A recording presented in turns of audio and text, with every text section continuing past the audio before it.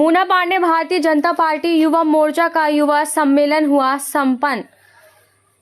Bharatiya Janata party Yuva Morcha के द्वारा युवा सम्मेलन युवा मोर्चा के जिलाध्यक्ष अरुण पंडित के नेतृत्व में मूना पांडे में आयोजित किया गया, जिसमें मुख्य अतिथि प्रदेश अध्यक्ष भूपेंद्र चौधरी रहे। प्रदेश अध्यक्ष ने युवा सम्मेलन को संबोधित करते हुए कहा कि आज का युवा ही चुनाव में बढ़ चढ़ के हिस्सा लेता है और भविष्य में इन युवाओं के हाथों में ही उत्तर प्रदेश भारत की बागडोर रहेगी। इन युवाओं में कोई मुख्यमंत्री तो कोई प्रधानमंत्री बनेगा। भारतीय जनता पार्टी सभी समाज युवा के वर्ग को साथ जोड़ने का काम कर रही है, जहां भारतीय जनता पार्टी युवा मोर्चा के द्वारा कुंदर की विधानसभा के मूना पांडे में भव्य युवा सम्मेलन का आयोजन किया।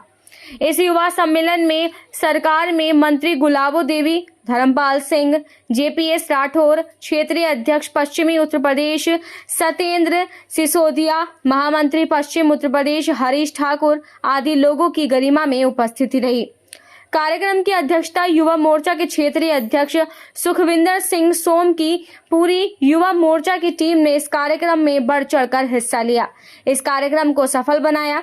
कार्यक्रम में मुख्य रूप से जिला अध्यक्ष भाजपा आकाश पाल, जिला महामंत्री राजन विश्नोई, जिला अध्यक्ष भाजपा युवा मोर्चा अरुण पंडित, जिला महामंत्री युवा मोर्चा अर्पित चौहान, उपाध्यक्ष विक्रांत चौधरी, लकी चौधरी, कशिश चौहान, रवि बॉक्सर, जिला मीडिया प्रभारी भाजपा संजय ढाका, जिला मीडिया प्रभारी भाजपा युवा मोर्चा युद्धवीर सिंह चौहान, जिला सोशल मीडिया प्रभारी अमन ठाकुर, ऋतिक चौधरी, अक्षय गुप्ता, निशु त्यागी, बंटी ठाकुर, ठाकुर रामवीर सिंह आदि कार्यकर्ता उपस्थित रहे।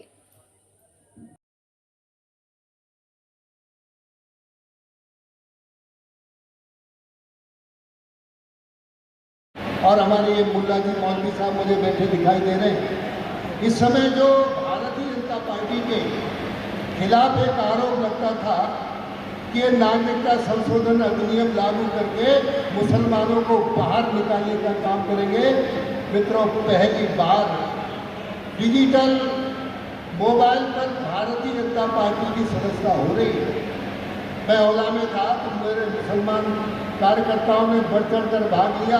अरे बोले साहब, हमको तो ये प्रमाण पत्र मोदी जी का दिल्ली का मिल रहा है और हम इसे निकाल कर दिखाएंगे कि हम बाहर के नहीं हैं, हम भारत के और भारतीय जनता पार्टी के सदस्य हैं। इसलिए आप भारतीय जनता पार्टी से जुड़ने का काम करिए। जो तमाम समस्याओं के बाद आपको प्रमाण पत्र नहीं मिलता, आज वो प्रमाण पत्र हमारे कार्यकर्ता आपको घर बैठे देने का काम करेंगे। दूसरा, जो मैंने कहा कि राशन कार्ड बनने की बात, अभी जेपीएस से मैं बात कर रहा था, लेकिन हमारी सरकार ने बगैर किसी भेदभाव के, योगी जी की सरकार में बगैर किसी भेदभाव के सबको साथ लेकर कैसे देश की और प्रदेश की विकास यात्रा को आगे बढ़ाया जा सकता है, ये माननीय योगी जी ने सिखा जा सकता है।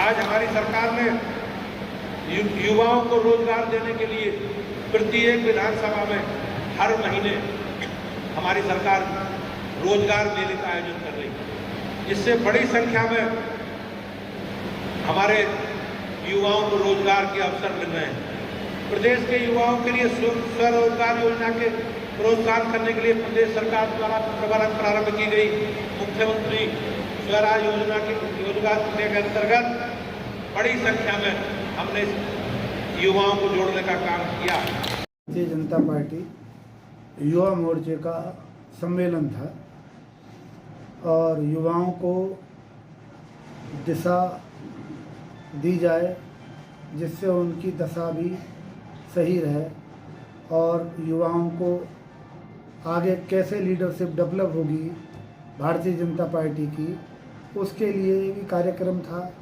और युवाओं को डायरेक्शन भी देना था और देश और दुनिया के, प्रदेश के और केंद्र की सरकारों के बारे में भी क्या क्या योजनाएं हैं ये चल रही हैं, ये बताना था।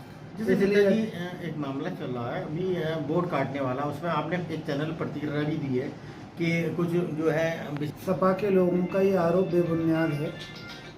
उसका अगर आप देखेंगे तो जो तख्ती लेकर खड़े हुए हैं, तो जो यहाँ से एमएलए रहे हैं उनके वालिद साहब भी बराबर में हैं और 80 साल से ऊपर की उनकी आयु है।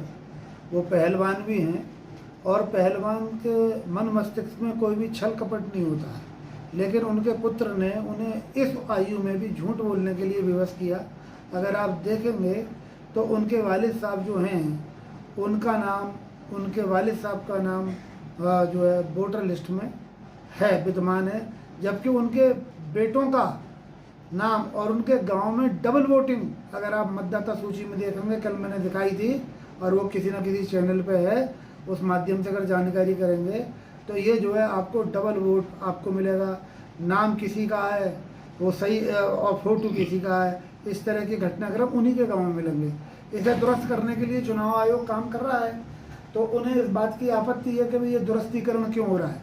ये भारतीय जनता पार्टी की सरकार है प्रदेश में और केंद्र में, और अब चुनाव आयोग भी इतना सशक्त और मजबूत हो गया है कि उसने भी ये कहा है कि भाई डबल वोट, फर्जी वोट जो है ना रहेगा सूची में और ना पढ़ने दिया जाएगा।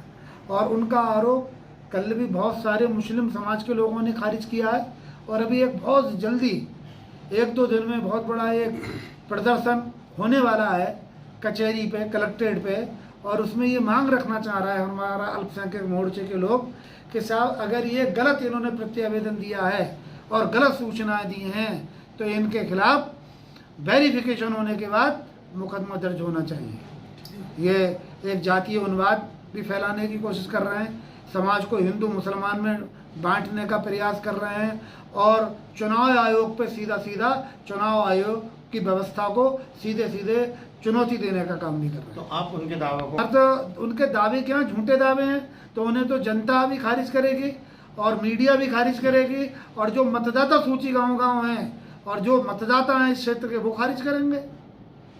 हमारे आपके खारिज करने उपचुनाव का काम भारतीय जनता पार्टी के प्रदेश और केंद्रीय नेतृत्व के हाथ में है। वो जिसे भी टिकट देंगे वो व्यक्ति यहाँ से चुनाव लड़ेगा। और इस बार जनता का मूड एकदम बदला हुआ है, ना यहाँ कोई हिंदू है और ना यहाँ कोई मुसलमान है।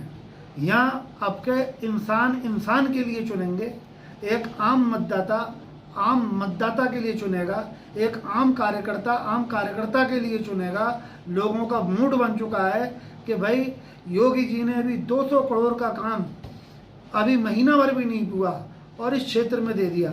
जिस दिन यहाँ जो है यहाँ जनता समझ गई है कि अगर यहाँ का हमने विधायक बना दिया तो प्रदेश सरकार के मुखिया और भारत सरकार के मुखिया दोनों हजारों करोड़ का यहाँ काम दे सकते हैं। उसमें तमाम पुल भी हैं, पुलियाएँ भी हैं, अभी 2 स्टेडियमों की घोषणा हुई है, एक स्टेडियम बन चुका है, तमाम सड़कें बन रही हैं और बहुत सारा डेवलपमेंट हजारों करोड़ का यहाँ आने वाला है। तो यहाँ का मतदाता समझ रहा है कि हमें और हमारे क्षेत्र को कहाँ फ़ायदा है और किन योजनाओं में, किन सरकारों में बढ़िया योजनाएं चल के हमें फ़ायदा मिला।